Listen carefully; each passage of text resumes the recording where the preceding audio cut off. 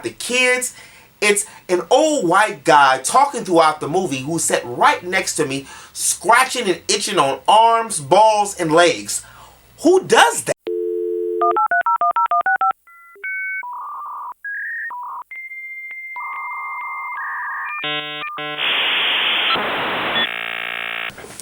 What's the scoop in the web? This your boy Q.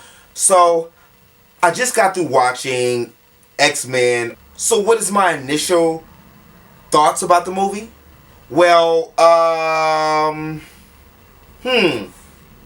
from 140 minus the preview, so 201, to about 311, there was no action. So I'm not sure what's really going on with movies this year when it comes with slow-paced beginnings. So before it seems like I'm going to just hammer the movie completely, I'm not, but I am.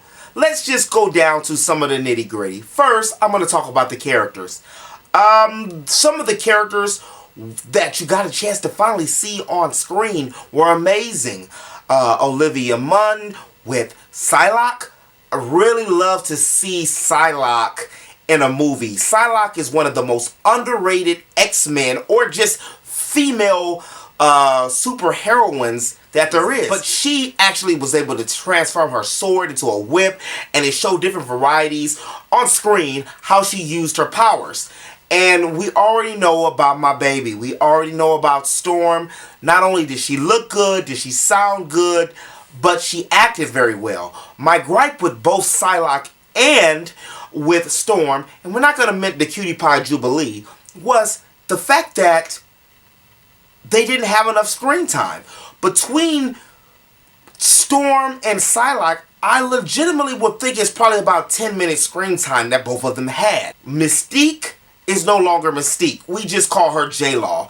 She looked good, but she was the star of the movie. Between Mystique, aka Raven, and Sansa Stark, oops, my bad, Game of Thrones, and between Jean, they were the stars of the movie. I hoped, I said a little prayer, I wished upon a star like I was a Disney employee for better wages. Can I finally get an X-Men movie with Jean Grey inclusion without having to be bogged down by this whole Jean Grey stuff? Well, if you're looking for that in this movie like I was, that's not going to happen. However, on the flip side of it, she actually was a very good character in the movie. I just wish that she did not have such a prominent role within the movie. Believe it or not, I like Scott Summers. I like Cyclops, and I don't like Cyclops. Not from the cartoons and not from the comics. He's a pansy, but he had a cool vibe to him this time around. I really like to see Nightcrawler. Nightcrawler had on that Thriller, that Michael Jackson Thriller jacket, and I thought that was just outstanding. He is who you would expect him to be, and that was really good. One of my favorite and most consistent parts of the movie has been Charles Xavier. I liked it to see Charles Xavier with Magneto. I love the way they showcase his powers. However, some of his storylines seems a lot like things been there, done that. The relationship between Xavier and Magneto within the last three movies have seemed like a make-up to break-up relationship. Either you make up or you break up. Or cut clean ties. Also who made a special appearance was Logan, but his screen time was also limited. I won't spoil anything to you about Wolverine, but I will say that when he did show up on screen, it was worth the wait. Well, not worth the wait, but it was refreshing to see. But who really stole the show in the entire movie was Quicksilver. Not only was his comedic prowess very present within the movie, but that whole time-stopping really set the pace for the rest of the movie, because as soon as he stepped on the scene, the action started. And I felt that the success from Days of Future Past led Fox to say, you know what, we're going to have to put Quicksilver in more of a prominent role within this movie. I like Quicksilver, But even in his own storylines, a lot of things didn't change. So if you're expecting the characters to move or to drive in any kind of way, I don't want to sound like a wet blanket, but it really doesn't. And some of the transformations that we got a chance to see, we got a chance to see Angel to Archangel, and the outfits and the costume designs were amazing, except for Apocalypse.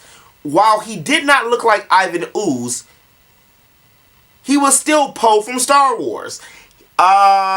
He was a little dude. They could have actually raised his height or did some of these different camera tricks that they do when, like they did with Tobey Maguire and the original Spider-Man movies that came out in the 2000s.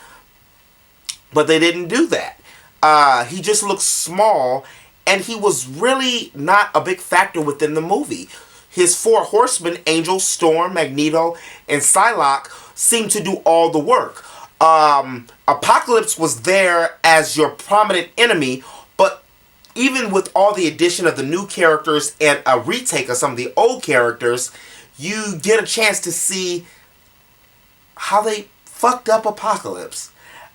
It was really an atrocious thing to watch Apocalypse and Magneto, two of the most powerful mutants in history, not live up to their full potential. I'm not going to fanboy it and say that it had to be exactly like the Age of Apocalypse, it had to be exactly like the comics, but the comic book is a natural script for the movies. So at least if you're going to play with it, at least play with it and play with it well.